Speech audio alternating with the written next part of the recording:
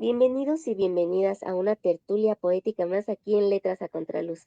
Mi nombre es Ana Berta y el día de hoy nos honra con su presencia virtual una gran poeta, ensayista y traductora, Blanca Luz Pulido. Ella nació en el Estado de México en 1956. Ha publicado, entre otros, los siguientes títulos de poesía: Raíz de Sombras en 1988, Reino del Sueño en 1996, Cambiar de Cielo, 1997, Pájaros, 2005, Al Vuelo, 2006, La Tentación del Mar, 2012, Cerca, Lejos, Antología Personal, de 1986 a 2013, en el año 2013, y Poderes del Cuchillo en 2015. En 2019, la Universidad Nacional Autónoma de México publicó una antología de sus poemas en la colección Material de Lectura, serie Poesía Moderna, número 214. Y bueno, tiene una larga trayectoria, ahorita le estoy leyendo una muy breve semblanza, pero bueno, tiene mucho más. Entonces, bueno, vamos a empezar con la pregunta que siempre hago aquí en Letras a Contraluz porque es la que siento que permite que se abra esta visión del invitado, de la invitada, para que nos permita irnos adentrando en su universo. Y es, ¿qué significa para ti la literatura y la poesía? ¿Cómo podrías definirlas, Blanca? Ana Berta, ¿qué tal? Buenas tardes. Buenas tardes a todos los que nos estén oyendo. Les agradezco su presencia virtual en este mundo virtual de hoy en día que también nos permite abrir estos espacios de manera tal vez más simple de lo que antes era. Y mira, respondiendo a tu pregunta, en fin, pienso que la poesía es, nos da la oportunidad de ver el mundo de otra manera, de agregar como más realidad, una realidad distinta, diferente, a lo mejor más compleja de lo que nos deja ver la superficie de las cosas. Estaba yo ahorita, abrí por casualidad un libro de un gran escritor, ensayista de Argentina que se llama Héctor, Héctor Murena, H.A. Murena, que se conoce la no sé qué sea, pero es Héctor Murena, un librito de hace tiempo que se llama La metáfora y lo sagrado, y me encontré esto que les comparto, habla de la hoja en blanco. Fíjense, principio, habla de la hoja en blanco, principio y fin de cada criatura, de todo lo creado, el blanco escribe para nosotros lo fundamental de toda escritura, el círculo de misterio que envuelve nuestra existencia. La calidad de cualquier escritura depende de la medida en que transmite el misterio, ese silencio que no es ella. O sea, el misterio, aquí estamos tocando algo como muy importante para mí en el sentido de la poesía. Cuando yo de niña ya empezaba yo a leer todo lo que me caía en las manos, leí un poema muy famoso de Ramón López Velarde, Hermana, hazme llorar, mis ojos están secos y yo siento unas inmensas ganas de llorar. Y sigue el poema: yo no sé si estoy triste por el alma de mis fieles difuntos o porque nuestros mustios corazones nunca estarán sobre la tierra juntos. Esas palabras a mí me imantaron, no sé cómo decirlo, tal forma, y además ahí veía o presentía un secreto, un misterio, esa forma de ir. Y lo leía como de manera obsesiva, ¿no? Entonces, para mí el misterio es, si responde tu pregunta, es algo, si un poema logra transmitir eso, cierto extrañamiento, cierto asombro, creo que ha logrado, digamos, su función en literatura en general, pero concretamente la poesía. Y hay un poema que yo escribí hace tiempo que se llama Lector en sombra, que tal vez responde mejor esa pregunta que lo que yo pueda decir de otra forma. Se los voy a leer. Lector en sombra. Te imagino solo, construyendo un silencio hostil al mundo, un espacio donde te entregas a descifrar estas líneas que quisieran encontrarte. Eres la causa secreta de mis pensamientos. Mi vida es solo una prolongación de la tuya. Mis palabras aspiran a construirse ante tus ojos, a ser dóciles sombras que lleguen a ti como el camino a los pasos del viajero. Si busco en mis recuerdos el agua viva que corra entre tus manos, es porque presiento que nada mío existe si no puede alcanzarte. La penumbra cómplice te envuelve, te escondes del mundo para acercarte a mí. Lo cambias por este laberinto porque sabes que te nombra, que te acecha. En alguno de sus muros existe una sentencia labrada solo para ti. Tú y yo buscamos lo mismo, indagamos en los mismos cuerpos los antiguos deslumbramientos. Tus ojos atentos prodigan signos que me inventan, nos inventan. Vives en cada acento, en cada trazo. Estás en mí sin pausa, lector de silencios, lector en sombra, inquisidor de mis tinieblas. Ah, excelente, un muy buen inicio. Es un poema en prosa que yo no los he escrito tanto, pero sí me gustan y sí quiero regresar a ese género que es muy complicado porque tiene ciertos elementos que evidentemente lo vuelven poético, no son narraciones, evidentemente, pero a veces es difícil dar el tono sin que se vuelvan, digamos, previsible o sin caer en lugares comunes, al igual que en los poemas en verso. Pero tiene algo que a mí me fascina, la escritura de poemas en prosa. Sí. ¿Qué características tendría un poema en prosa, Blanca, que lo distingue del poema narrativo, del poema versificado? Pues sobre todo el ritmo, el ritmo del poema en prosa se maneja de manera más amplia porque no, digamos, el poema en verso, pues puede ser evidentemente verso libre o verso blanco, o puede a veces optar por algunas formas más tradicionales o mezclar ciertos ritmos de poesía tradicional o de poemas más modernos, escritos incluso en la página, los versos de maneras espacialmente significativas, digamos, pero el poema en prosa, digamos, puede narrar algo, pero siempre apelando mucho a imágenes. Las imágenes son muy importantes, también puede tener evidentemente metáforas, pero es un ritmo más pausado, es un ritmo que le permite al poeta explayarse más sin la limitación, digamos, que se puede ver así, del verso que baja la cadencia, puede ser más irregular el verso en prosa, puede ser hasta, perdón, los poemas en verso. En cambio, el poema en prosa tiene la facilidad o digamos la posibilidad de extender más el pensamiento sin, digamos, con más amplitud, con más holgura. Eso es lo que pasa con el poema en prosa. Maravilloso. Ahora, no solo te enfocas en la poesía, sino también en el ensayo, este hermoso género que, bueno, ha aportado bastante desde Montaigne hasta nuestros días, pasando Sí. por Alfonso Reyes y demás. Entonces, en este sentido, desde esta tradición literaria que nos ampara, ¿qué disfrutas más de escribir ensayos y cuál es la importancia de este en la actualidad?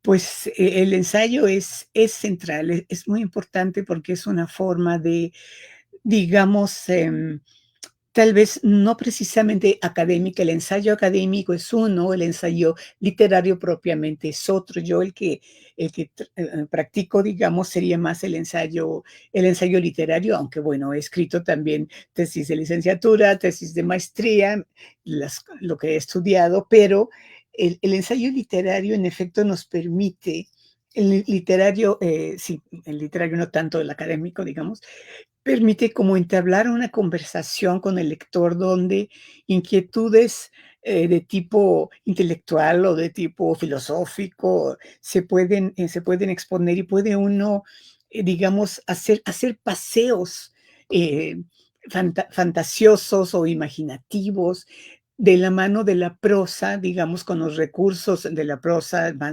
más digamos, que no necesitan, que no son propiamente poéticos necesariamente, aunque puede haber partes de los ensayos que resulten poéticas, pero uno puede visitar, por ejemplo, territorios de la niñez, contar anécdotas, todo eso que realmente no es que no se pueda hacer en la poesía, pero el ensayo da más libertad. Es un camino como más abierto, como más amplio. Hace tiempo escribí un librito de ensayos muy libre en ese sentido, que se llama Una familia de árboles, reflexiones sobre los libros de la lectura. Como ya tiene algunos años, tiene una edición novenal, son unas ediciones hermosas que supongo que sigue haciendo, aunque no estoy segura, de Editorial de Guadalajara, que se llama Rayuela. Este es de Dios mío, de 2011, o sea, ya tiene sus añitos el libro, y entonces allí visito asuntos desde mi infancia hasta mi gusto de traducir, especialmente del portugués. eh, y por ejemplo, hay un pequeño, pues yo diría que es casi relato, pero sí, es más bien ensayo. Los libros del segundo piso donde narro, para los que recuerden eso, que ya muchos de ustedes, si son jóvenes, no lo recordarán, que había hace tiempo en esta ciudad una cadena de librerías que se llamaba Librerías Zaplana, con Z. Había una muy cerca de mi casa. Entonces yo en mi afán libresco, que desde chiquita me encantaban los libros, yo me metía a la librería yo sola y a veces compraba libros con cualquier poco dinero que me cayera en las manos porque podían ser muy baratos antes. Y entonces había unos libros que estaban como no es que la librería tuviera 2 pisos, sino que había unas escaleras y había como anaqueles que solo se podían ver subiendo escaleras. Como estaba la biblioteca, si alguien la conoció, de la Capilla Alfonsina, creo que sigue igual. Realmente son como si fueran bibliotecas con unos escalones que permiten tener acceso a libros que están a un nivel más elevado, con un pasillo, pasamanos, etcétera. Y esos libros que estaban para mí como en el segundo piso, jamás me atreví a subir esas escaleras. Yo me quedaba en la planta baja donde estaban los libros para niños, los cuentos, etcétera. Entonces todo eso lo narro aquí en ese libro, como me imponía mucho respeto el mundo de los libros desde que yo era chica. Y de alguna manera el ensayo pues permite acercarse, hablar de autores que uno ama, autores que uno frecuenta. Y entonces eso ha sido lo que para mí me ha emocionado de poder escribir ensayos, aunque confieso que últimamente no he escrito muchos, pero no quiero dejar abandonado ese, digamos, ese género. Ujú. Em, ¿Por qué es importante la lectura? ¿Qué se encuentra allí, como ese misterio de que nos hablabas desde el inicio, Ujú. que sigue siendo algo vital para el ser humano, el recurrir a los libros, el adentrarse en esos mundos del pensamiento, del alma y del ser a través de la palabra? ¿Por qué es importante la lectura? Yo pienso que la lectura nos permite em, vivir otras vidas sin salir de la nuestra, conectarnos con inteligencias, con sensibilidades que pueden datar de milenios atrás, ¿no? Con los griegos, con los romanos, con los ingleses, es incluso mágico, por ejemplo, escuchar música de la época barroca y pensar que hace cientos de años esas personas ya no existen, pero dejaron esos tesoros musicales y, en este caso, literarios. Y negarse, o digamos, negarse la posibilidad de, de conocer esos mundos, pues es muy triste. Es muy triste que en muchos de los tiempos modernos que corren, pues simplemente sea una atención dispersa lo que gobierna a gran parte de las mentes, ¿no? Estar simplemente muy pegados a redes sociales, a celulares, a TikToks, a todo el tiempo hacer eso. Yo no digo que sea bueno, que no sea bueno de vez en cuando para ciertas actualizaciones en cosas, pero dedicarle mucho tiempo a eso nos exime, nos priva, digamos, de este tiempo más descansado, más pausado de la lectura. Y incluso de la lectura, ahora que que es importante hablar también de esto en voz alta. ¿Por qué? Sobre todo porque la poesía fue concebida, nació, digamos, de la oralidad.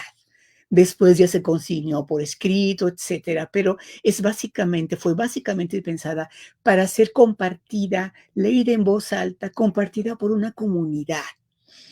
No hace demasiados años, digamos ahora como 50 o 60, todavía había en las casas reuniones donde la gente cantaba, decía poemas que se los aprendían de memoria. Era como un orgullo saber algunos poemas de memoria, o si no, por lo menos leerlos en los libros. Y ese compartir es muy importante. Por eso la lectura es importante en voz baja, en voz alta, de cualquier forma. Por supuesto, el Quijote, imagínense, para leerlo en voz alta, solo que fueran muchas sesiones y con un grupo interesado, pero los poemas es lo que podemos más fácilmente compartir leídos en voz alta, ¿no? Entonces, yo también abogo porque eso no muera completamente. Incluso las personas que les gusten se pueden reunir en casa de amigos y leer en voz alta. Recuerdo en mi experiencia también que he dado bastantes clases. Fui profesora durante un poco más de 12 años en la Universidad Autónoma de la Ciudad de México, el plantel Cuautepec. Mis alumnos, me acuerdo mucho de ellos, muchos muy brillantes, todos con mucho entusiasmo. Algunos de ellos hacían talleres en su casa para leerse, para juzgarse a sí mismos, para tratar de repetir pequeños talleres, replicarlos en sus casas, y supongo que también leían a varios poetas en voz alta. Entonces es importantísimo porque aparte, si uno escucha la poesía leída por alguien, a veces por alguien que la sepa leer o por los mismos autores en varios discos que existe con poetas leyendo sus obras, uno comprende mejor, escucha esa cadencia, ese ritmo, esa melodía de los poemas y entonces los disfruta más. ¿Qué te parece si nos compartes otro poema ahorita que estás hablándonos precisamente de la importancia de la lectura y de la lectura en voz alta? Y que Sí, aparte es la belleza de escuchar ese ritmo y esa tonalidad que le da el autor, porque va cambiando y va cobrando una intensidad mayor cuando le presta su voz a los versos. por Entonces supuesto. te escuchamos. Claro, voy a leerles varios poemas. Este se llama Manos, fue publicado en esta plaqueta Poderes del Cuchillo, que la publicó la FES Acatlán ya hace unos años. Pocos, pero algunos. Manos. Las manos anuncian lo que somos. La puerta del mundo no existe sin manos que abran sus hojas, sin ágiles dedos despiertos al silencio de las cosas.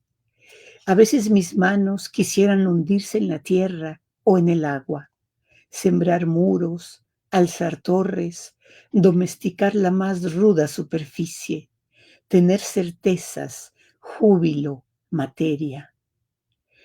Pero mis horas cambiantes, azarosas, no albergan nada que ellas pudieran transformar. Mis manos avanzan en ráfagas de sombra solamente. Es un poema un poco oscuro, pero bueno. Gracias, Ana Berta. El que da nombre al libro se llama Poderes del Cuchillo. Poderes del Cuchillo. Cándido a veces, el filo de la hoja no se sabe cuchillo, y su poder de muerte permanece callado al pelar papas, blancos nabos, asesinando solo limones o cebollas. Mas se presiente letal. Su creación primera tuvo como fundamento el hambre de la carne de bestias o enemigos. Un cuchillo jamás es inocente. Nos ve de soslayo, deseoso de ensayar toda su fuerza al primer accidente, por lo menos en un dedo, en un brazo, y sonríe con el primer dolor de la mañana. Quiere saber de entrañas, de hermosos músculos, células y tegumentos, no solamente cortar rojos jitomates, párvulas manzanas. El cuchillo quiere hendir y mirar lo que su acción divide. Es el gran multiplicador. Su hoja es un espejo, pero no te acerques mucho al vientre de su sed, pues busca encontrar su vaina perdida en algún cuerpo, en toda sangre. Ahorita que precisamente nos estás compartiendo de Poderes del Cuchillo, me Ujú. gustaría saber qué te motivó a escribir este libro, cómo surge y cómo es tu proceso creativo. ¿Recurres a algún método en específico para poder ir plasmando y retratando lo que en ese momento tu sensibilidad artística, poética te está brindando? ¿O primero haces una lectura de algún autor o autora que te guste y de allí surge podríamos llamar la inspiración? ¿Cómo lo vive Blanca Luz Pulido? Mira, es un proceso que no es lineal, la escritura de poesía. Hace poco estaba yo leyendo que algún autor decía, algún poeta decía, el narrador se sienta, tiene sus horarios, su disciplina, ¿no? Y sin ello, pues no alcanza a concretar los cuentos o las novelas. Es un trabajo como de mayor disciplina, con a veces con horarios. Obviamente sí hay poetas que tienen horarios, se levantan y tal. En mi caso, sabes, los poemas surgen, a veces voy haciendo notas, a veces tengo algo en mente, voy a escribir sobre esto y algún día llego y lo escribo, pero no me acuerdo quién dijo que muchos de los poemas se van escribiendo en la cabeza, se van escribiendo de una manera como voluntaria, pero más intrínseca, más misteriosa también, y entonces un día de pronto salen a luz, a veces salen muy imprevistamente de una sola tirada, aunque son los menos, casi siempre hay que regresar y hacer una segunda, tercera versión, etcétera. Y también tiene mucho que ver con las lecturas que uno realice, en efecto, con los otros poetas que uno lea. Por ejemplo, el poeta o vivencias incluso. El poeta Nuno Giudice, un gran poeta portugués que desgraciadamente falleció el año pasado. Yo tuve ocasión de compartir varios encuentros con él literarios en algunas partes de México, donde lo invitaban con cierta frecuencia. Entonces yo recuerdo que una vez le gustaba mucho sacar fotos. Entonces una vez él sacó una foto, me parece que era en Aguascalientes, de una chica vestida con un vestido que era como de quinceañera, porque pues era de color rosa, estaba en un parque, estaban celebrando 15 años de esa chica. Entonces, yo años después de eso escribí un poema que lo dediqué a él, que se llamó 15 años, y se trataba de eso, de esa visión retratada por Nuno Giudice y de mi imaginación de lo que es cumplir 15 años, el vestido, etcétera. Entonces, por supuesto que hay poemas o poemas que inspiran otros poemas como derivaciones o como homenajes a ciertos poetas. Yo tengo un poema que se llama Luz de Sabines, por ejemplo, que tiene mucho que ver con mi vivencia personal de los poemas del gran Jaime Sabines. Entonces, a veces sí uno tiene una idea, ya tiene el título del libro y en base a eso, con base en eso se van ordenando ciertos poemas. Otras veces es más un juego del azar y de cierta constancia, evidentemente, de escribir con frecuencia. No te puedo decir a tal hora, a las mañanas con tinta verde. No, a veces es en la tarde, a veces es en una libreta, a veces surge de otra cosa. Las libretas ayudan, así se van ordenando pensamientos sueltos. Pero hay a veces incluso que uno lee prosa o algún cuento y que eso da idea de hacer un poema. No sé si eso respondió. Claro, también hay autores que nos gustan, Sí. especialmente Borges, López Velarde, la misma Sor Juana, Quevedo, o autores más modernos como el venezolano Eugenio Montejo, autores argentinos, aparte de Borges hay otros. En fin, hay infinidad de cosas que pueden desembocar en un poema. ¿A ti qué autor o autora te ha producido esa sensación de completar esos vacíos a veces que existen en nuestro interior y que solo mediante la poesía o la literatura le puede dar uno otro sentido diferente, Ujú, em, porque te está invitando a explorar otra parte de tu ser que a veces mm, uno reprime, ¿no? Entonces es como que te abra ese camino y te ilumine hacia un autoconocimiento mayor. ¿Qué libro o qué autor o autora podrías Aquí, mencionarnos? mira, puedo mencionar a Idea Vilariño, una gran poeta de Uruguay, que es deslumbrante, una aparente sencillez, poemas de versos muy breves, pero con una profundidad increíble. Ella a mí me gusta mucho, también me gusta Rosario Castellanos, la poeta mexicana, para hablar de mujeres. También me gusta otra poeta de Perú que se llama Blanca Varela, que es impresionante, dura, a veces parece seca, pero es una gran poeta, eh, rigurosa, profunda, es buenísima poeta.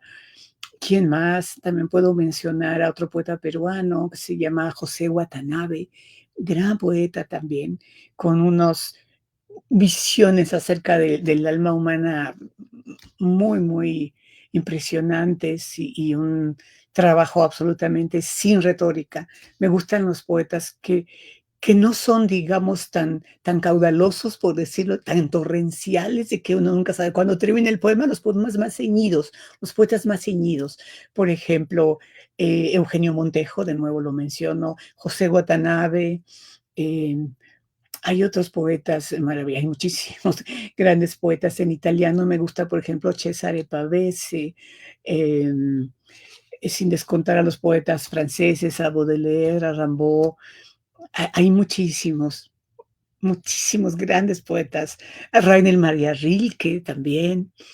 Digamos que hay una gran cantidad de poetas. Roberto Juarros, otro poeta argentino maravilloso que escribió, eh, tenía un método para escribir que es realmente envidiable. Sus poemas, él no los nombraba, sino que les empezó a poner números y empezó a hacer sus libros. Toda su poesía era una poesía, él la denominó vertical. Entonces escribió poesía vertical y luego todos los libros subsiguientes era segunda poesía vertical, tercera poesía vertical, cuarta y así sucesivamente. Creo que llegó a 17 o 18 en su vida y cada uno de esos libros tenía poema 1, 2, 3, 4, 5, ta.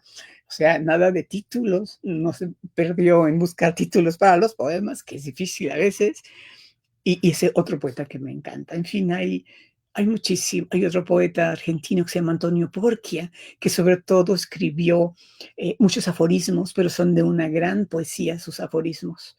Muy, muy recomendables. La UNAM publicó, no sé si ya está agotado ese libro, pero publicó los aforismos de Porquia, y en fin, hay muchísimos poetas que amplían el espíritu de quien los lee. Claro, cada quien tiene que encontrar los que más le gustan, los que más les dicen, porque también en gusto se rompen géneros. Exacto, completamente de acuerdo. Em, Ahora, en cuanto a tu otro, el primer libro, de hecho, de poemas que escribes, Raíz de Sombras, ¿cómo Ujú, surge? ¿Qué es lo que te motivó precisamente a querer, em, pues desde el título ya está allí una imagen poderosa, o sea, esa raíz y de una sombra, ¿no? De algo que no es palpable, pero que sí está teniendo, sumergiéndose, por así decirlo, en lo más profundo de algo, de alguien, y ujú. que al mismo tiempo esa raíz, pues es como ese origen, lo que le va dando identidad a algo. ¿Por qué intitularlo así y cómo surge? Raíz de Sombras es mi primer libro de poemas, que por cierto es del 86. Creo que hay un error en la ficha que te di, no es del 88, es del 86. Ese libro que se publicó en la colección que no sé si sigue existiendo, o bueno, existió sobre todo existió el cambio en la colección, sigue existiendo evidentemente el Fondo de Cultura, Letras Mexicanas.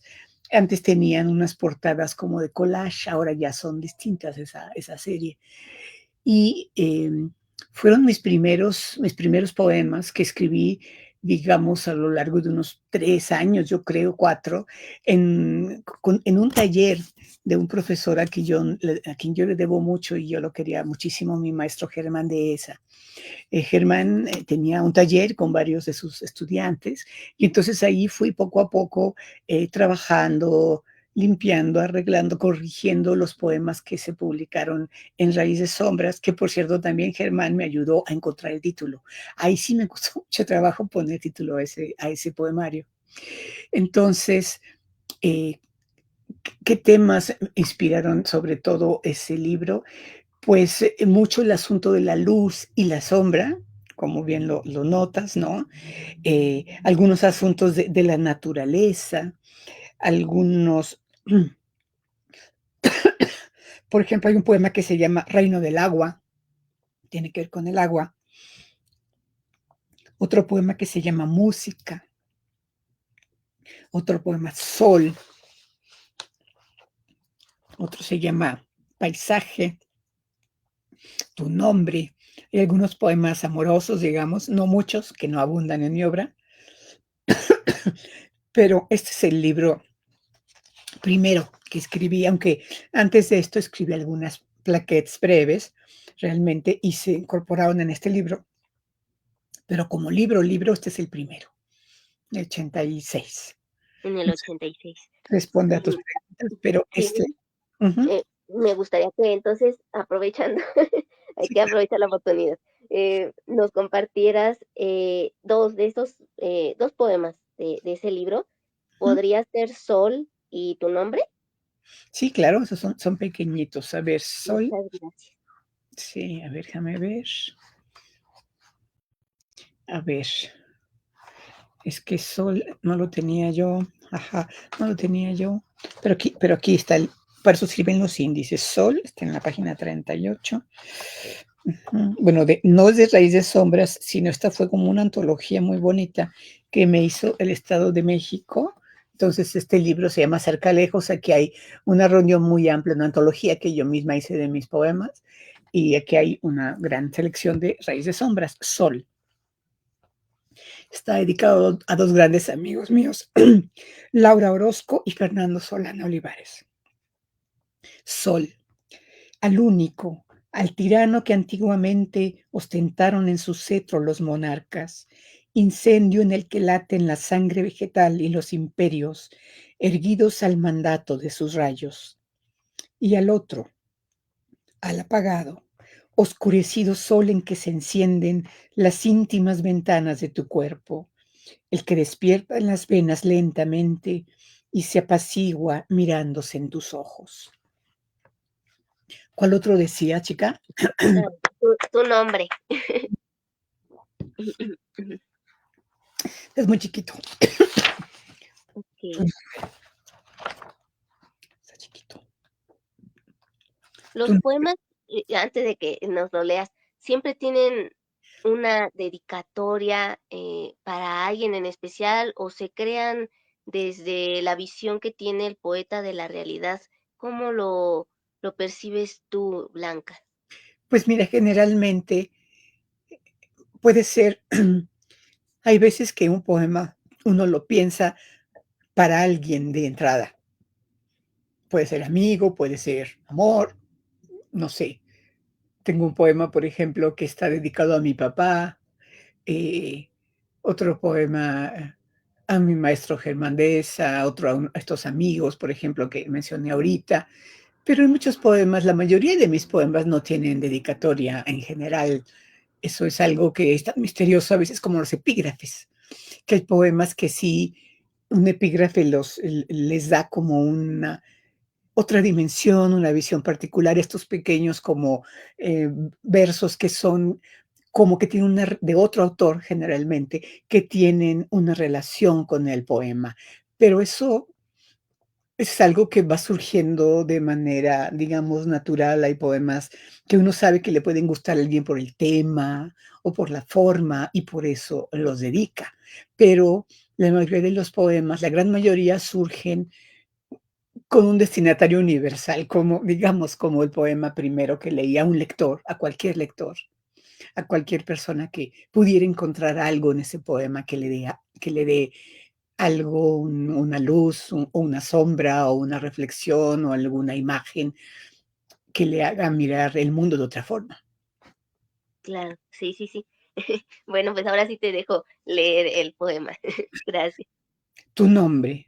discreta y sigilosamente ajeno, costumbre de tu piel y de mis labios, leve moneda que mi voz acuña. Ya, parecería un haiku casi, pero no. Sí, es lo que te iba a decir. Bravo. Y Sí. hablando, ahorita que mencionas el haiku, justamente estuve tomando ese maravilloso taller contigo del haiku. Entonces, algo brevemente que nos puedas decir para irnos adentrando en ese universo tan breve pero tan sustancial, ¿qué sería? ¿Qué es lo que a ti te llama la atención de los haiku? Pues la primera vez que yo leí haikus fueron seguramente los de Matsuo Basho o Basho, no sé cómo se diga bien, porque no conozco a ningún japonés que me diga si es Basho o Basho, pero bueno, yo digo Basho a la manera de las palabras en español que son básicamente graves, ¿verdad? Palabras graves. Entonces, por ejemplo, ese haiku que dice, este camino nadie lo recorre ya, salvo el crepúsculo, que es una maravilla de poema breve y con una concentración de sentidos, y que años después me di cuenta de que uno de los títulos de Julio Cortázar, de sus últimos libros que escribió, se llama Salvo el crepúsculo. ¿Y en qué está basado eso? En el haiku de Basho, forzosamente. Salvo el Sí, sí, sí. crepúsculo. Este camino nadie lo recorre, salvo el crepúsculo. Entonces, esta atención tan esmerada, tan particular que los haikus hacen de la naturaleza, yo pienso que a mí me ha conmovido siempre. Otro, que este sí no estoy seguro que sea de haiku, de Basho, perdón, dice, y no hay, ¿habrá alguien sin pincel esta noche? ¿Habrá alguien sin pincel? La luna esta noche. Así, creo que palabras más o menos ya le cambié algo, pero, o sea, este asombro que puede ser la belleza de la luna y el autor del haiku diciendo, todos tendrían que estar intentando dibujarla, pintarla, por la belleza de la luna esta noche. Entonces, Sí. esa como hasta devoción, podría yo decir, que sentían estos antiguos escritores, me estoy refiriendo a los autores de haiku del siglo XVI y XVII, y un poco los del XVIII, que son como los clásicos, que son Basho, Issa, Shiki, y el otro ya se me estoy viendo, que son cuatro, y Buzón, sí, son esos cuatro. La devoción que sentían por la naturaleza, aunque cada uno la pintó de diferentes formas, con su estilo distinto, que sí se ve a pesar de la brevedad de los haikus que suelen tener 3 versos nada más, es algo que pienso que los poetas y cualquier persona que le guste leer, que le guste la poesía, se puede alimentar su espíritu muchísimo con estas muestras de, al mismo tiempo, de espiritualidad, de amor por la naturaleza y de habilidad lingüística, de concretar, de concentrar tanta belleza en 3 líneas, o tanta observación de lo natural, esta intuición del instante, es el presente, el haiku. Entonces, aunque se haya escrito hace 300 años o más, cada vez que uno lee, siente el presente, el regalo del presente. Exacto, sí, lo has descrito a la perfección. Bueno, me gustaría que ahora nos habías comentado casi al inicio Ujú. que sientes gran interés por autores portugueses. Me gustaría que nos hablaras un poco acerca de ello. ¿De dónde surge esta fascinación por la literatura portuguesa?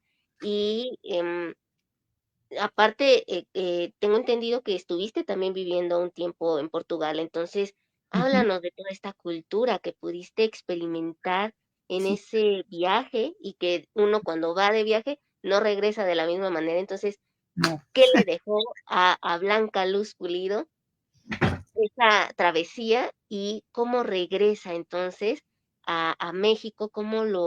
¿Qué otra mirada encuentra después de ello? Pues mira, cualquier viaje largo a otro país. En mi caso, yo estudié, no sé si siguen existiendo, ojalá que sí, aunque no estoy segura, el Instituto Camões, que es un instituto cultural muy importante en Portugal. daba unas becas a estudiantes mexicanos que quisieran estudiar traducción de portugués y algunas otras cosas en la Universidad Clásica de Lisboa. Y entonces yo me acerqué en 1997 a preguntar por esto, que alguien me lo comentó. Y entonces me dieron esta beca para estudiar portugués, traducción de portugués. Entonces allí fui a dar en 1999, antes del cambio de siglo, y bueno, fue una experiencia impresionantemente rica. Pude conocer a grandes poetas, algunos ya no están con nosotros, otros todavía.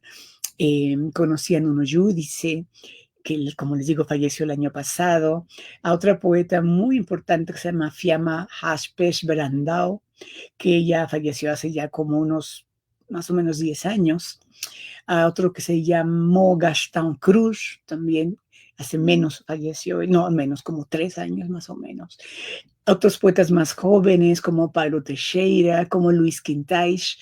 Hay una gran literatura y poesía portuguesa, y entonces gracias a este estudio que yo hice pude adentrarme más en el idioma, y al conocer a estos poetas, pues pude traducir algunos libros de ellos, y ya regresando a México con este maravilloso bagaje que me permitió esos cerca de 2 años que viví en Portugal, poco menos, me permitió, digamos, intentar ese traslado, ¿no? Y gracias también a unos apoyos editoriales que da el Instituto Camões, por ejemplo, pude traducir este libro que se llama Meditación sobre Ruinas, que es de Nuno Giudice, que es por Textofilia Editores, Ediciones, y con apoyo del Instituto Camões.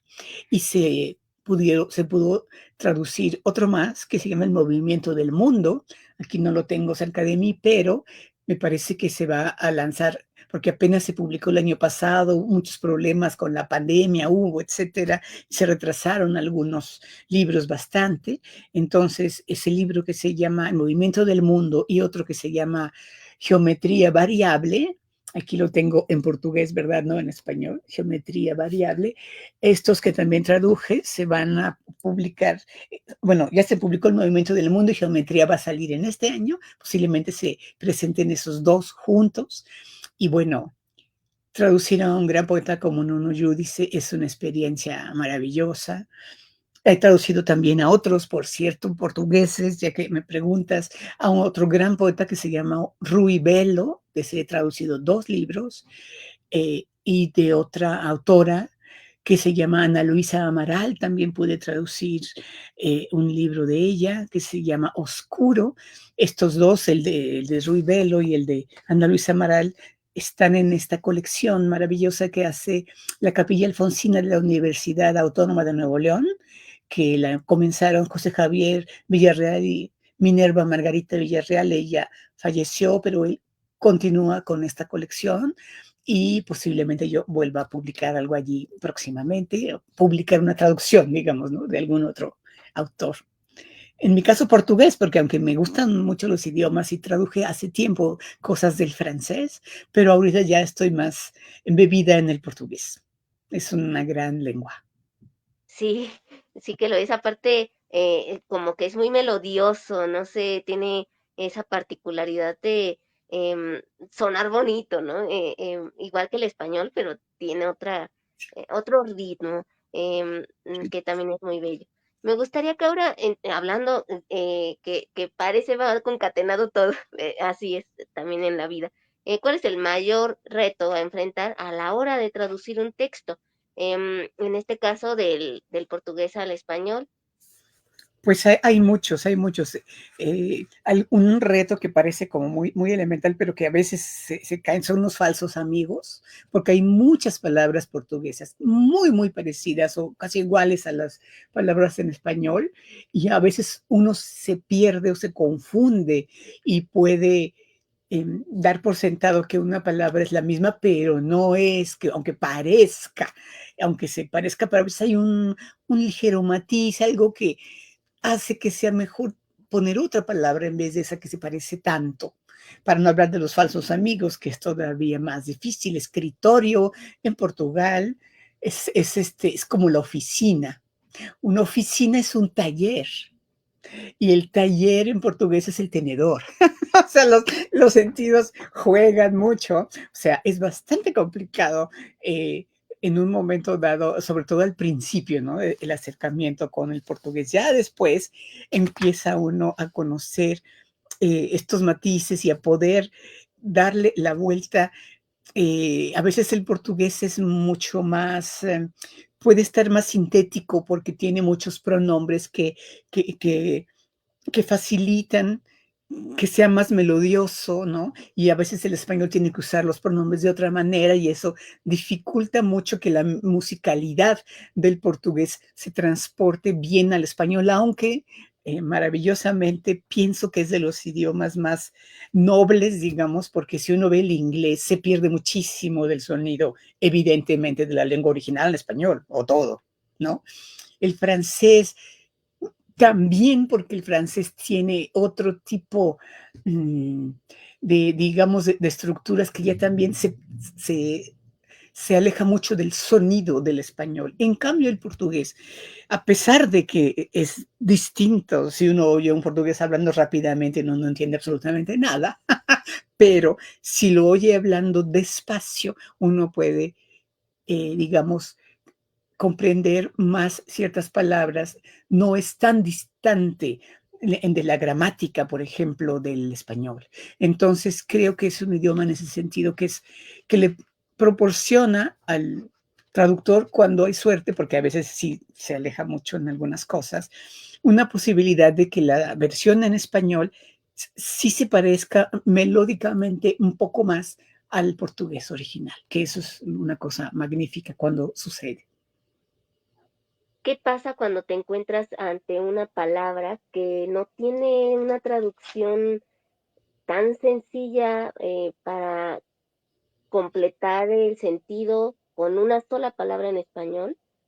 O cuando de plano es un concepto muy abstracto que mm, podría no hallarse incluso palabra alguna que lo pueda trasladar de un idioma al otro. Pues se tienen que buscar equivalencias, y tampoco puede uno pasarse toda la vida poniendo pies de foto, a veces pies de foto, pies de página, perdón. Entonces, de alguna manera, por ejemplo, hay un poema, me parece que es de Rui Belo, que hace referencia a un plato, entonces un plato portugués, ahí sí hay que poner una nota a pie de página, decir esto se refiere a una comida, porque si hace un juego de palabras no se va a entender. Entonces, de vez en cuando se pueden hacer notas a pie. Claro, hay ediciones, incluso ediciones críticas, cuando estás hablando de autores de hace muchos años, que no se entenderían sin notas bastante a veces prolongadas a pie de página, pero todavía estos autores, como son relativamente recientes su obra, pues no es tan necesario hacer eso, aunque con el tiempo tal vez sea necesario en algunos casos introducir, traducirlos ya con ediciones, en ediciones críticas, lo que ya implica un trabajo bibliográfico y notas para explicar al lector cosas que no se pueden entender de la traducción. Realmente es un reto y hay quien diga que la traducción, que siempre va a haber muchas traiciones, etcétera. Pero también uno tiene que pensar, bueno, ¿qué preferiría yo como lector? ¿Quedarme sin conocer a esos autores porque no escribieron en español? Es triste, ¿no?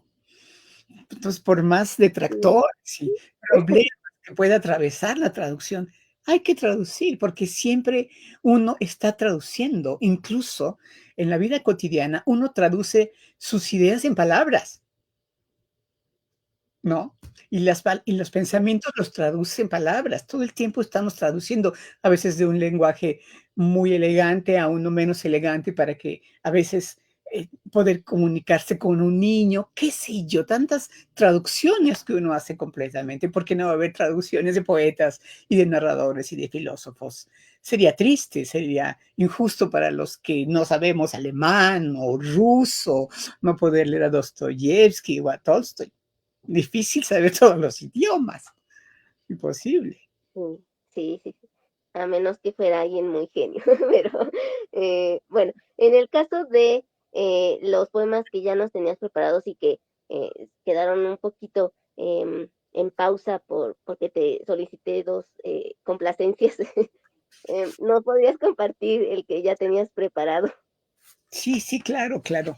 Voy a leerles, voy a leerles un poema que está inspirado de alguna forma en el Nocturno de la Estatua de Javier Villaurrutia. Ok. Un poco surrealista. Sueño de la estatua.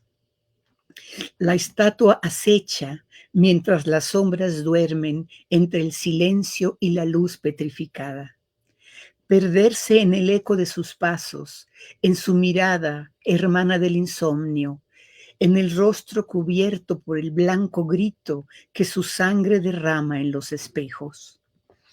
El eco fugitivo de su sombra labra este sueño 100 veces en mis dedos. La estatua ya me alcanza, desnuda al fin del eco de sí misma, dormida para siempre en la cárcel de mis párpados cerrados. Ay, qué bello poema. Y se puede uno ir imaginando ese momento Muy, muy, de muy encuentro. Ruti, así lo quise, así lo quise Sí, decir. Sí, sí, em, y un poco también yo lo vería como también apegado a la tradición de Sor Juana, pero sí, bueno, esa fue mi percepción. pues Em, se había imaginado. en el caso de ejercicios prácticos que recomendarías para escribir poesía, ¿cuáles serían? Pues mira, hay algunos asuntos que pueden ser disparadores del poema. Hace un tiempo escribí este libro, no mucho tiempo, que se llama La aventura de escribir poesía, que la publicó, es una coedición del Fonca con la editorial La Otra. Entonces aquí tengo un capitulito que se llama Disparadores del poema. Entonces los que yo menciono aquí, eh, puede haber, por ejemplo, una pregunta retórica, ¿no? Por ejemplo, dos versos de Ramón Gómez de la Serna. ¿Es murciélago o es golondrina la tilde que vuela sobre la ñ? Que esto en realidad es una greguería, un tipo de poema muy breve que escribió ese autor español, vanguardista. O sea, preguntas, hacer preguntas. Una pregunta puede constituir un poema.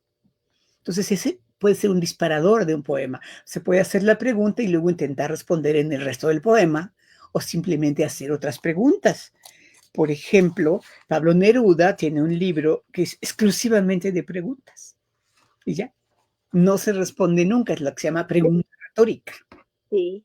Entonces aquí hay dos de las preguntas de Pablo Neruda. ¿Cómo continúa el agua? ¿Cuál es el cielo de las piedras? Uno puede hacerse preguntas, si tienen suficiente como misterio, hondura, ya pueden ser la base o constituir un poema, por ejemplo. Después, otro como tip o idea es los pies poéticos. O sea, uno puede tomar dos versos o algunos versos de algún poeta que le guste, algún poema, y continuarlos. O sea, como algo que dispare el poema. Por ejemplo, estos son 3 versos de Vicente Huidobro de Altazor. Cae, cae al fondo de la noche, cae como si nunca acabaras de caer.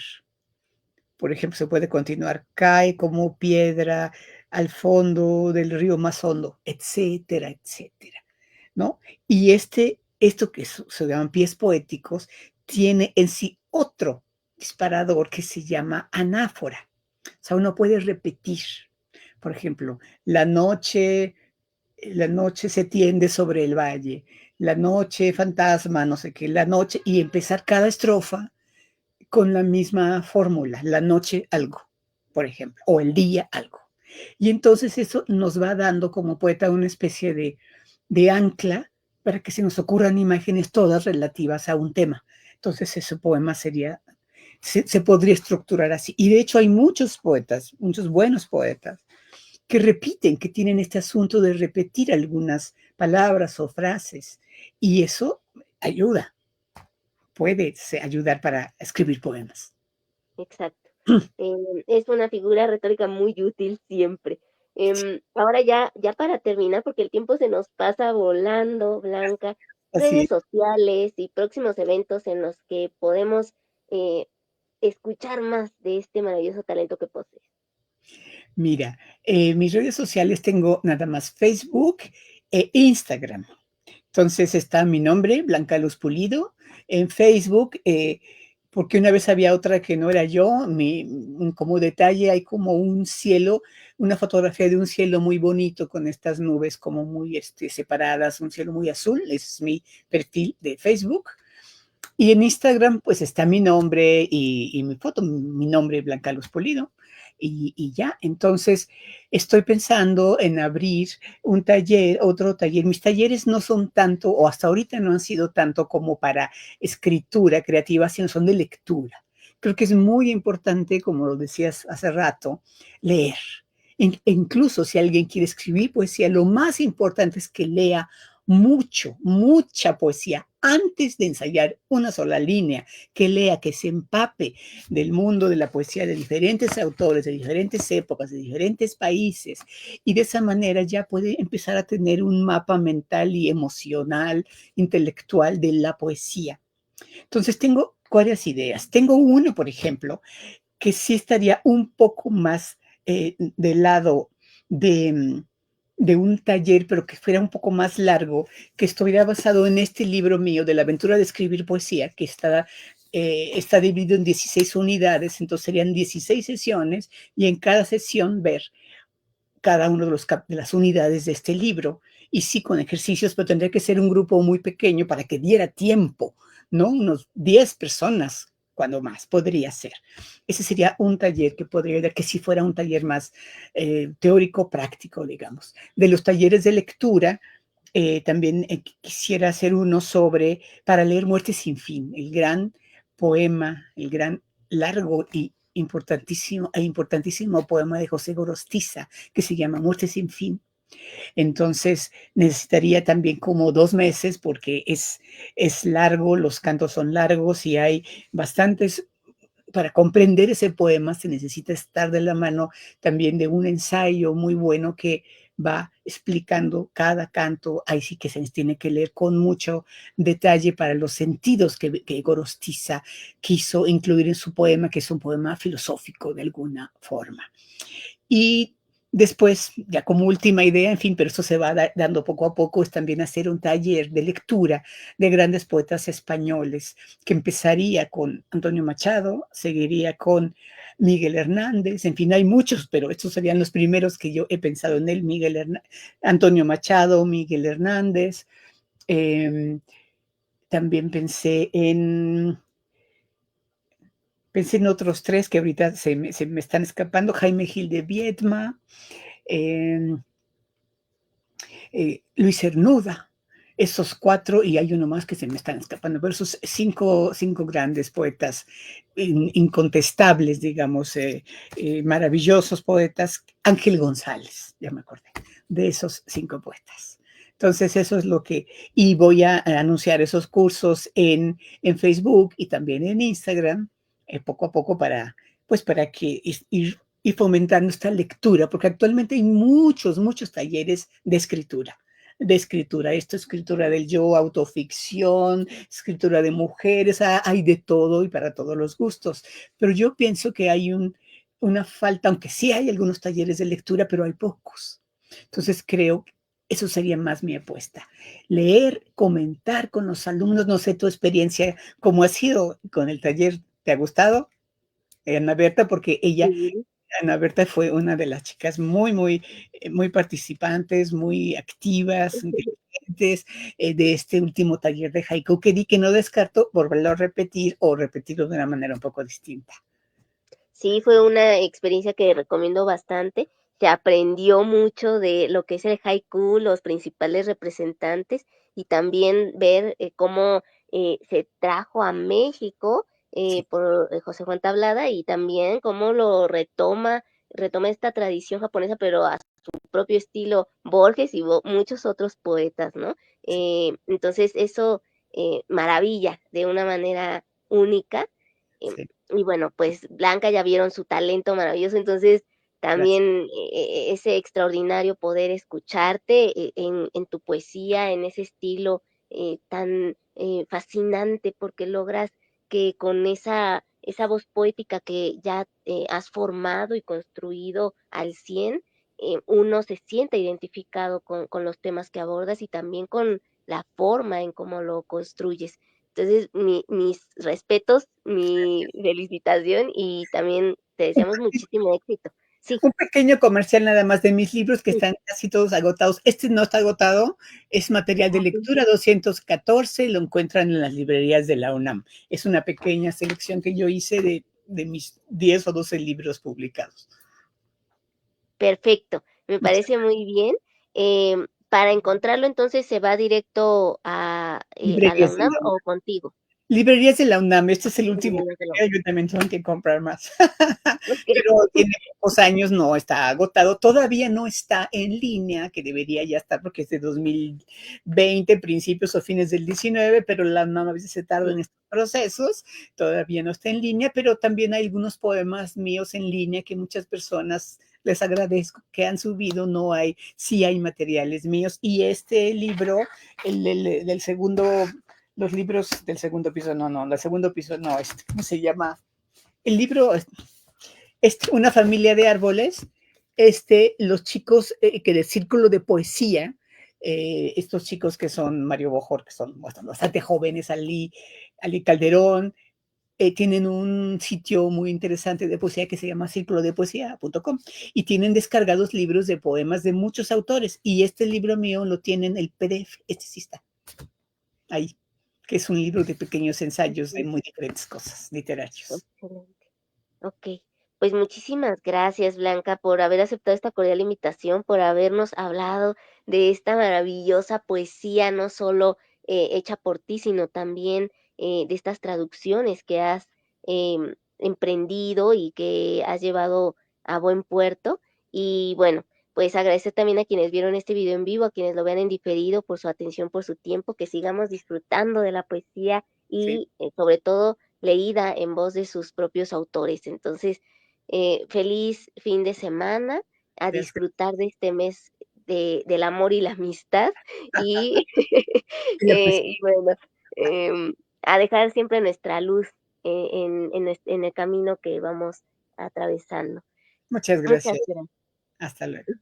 Hasta luego.